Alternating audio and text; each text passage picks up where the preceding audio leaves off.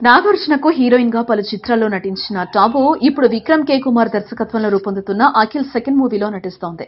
తండ్రికి లవర్ గా నటించి కొడుకుకు అమ్మగా నటించడం అంటే తండ్రి కొడుకులు ఇద్దరితోనూ సినిమాల ప్రకారమే రిలేషన్ ను కంటిన్యూ చేస్తూ నటిస్తున్న యాక్ట్రెస్ గా రికార్డు సృష్టిస్తోంది టాబు. అయితే రియల్ లైఫ్ లో ఈమె పెళ్లి చేసుకోలేదు. 45 ఏళ్ల వయసు వచ్చినా ఇంకా పెళ్లి చేసుకోకుండా ఉండిపోయింది ఆమె. ఇన్నేళ్ల కెరీర్ తర్వాత కూడా ఒంటరిగా మిగిలిపోయాననే భావన కలుగుతోందని చెప్పిన టాబు పెళ్లి చేసుకోలేదని ఏనాడు బాధపడలేదని అంటోంది. నచ్చిన వ్యక్తి దొరికితే చేసుకుందామని అనిపించినా 25 ఏళ్ల వయసులో ఉన్న ఆలోచనలు ఇప్పుడు లేవని అంటోంది. ఒకవేళ ఎవరూ నచ్చకపోతే పెళ్లి చేసుకోకుండా మిగిలిపోతానని అంటున్న ఆమె సినిమాలను తగ్గించుకున్న మాట వాస్తవమే అంటోంది.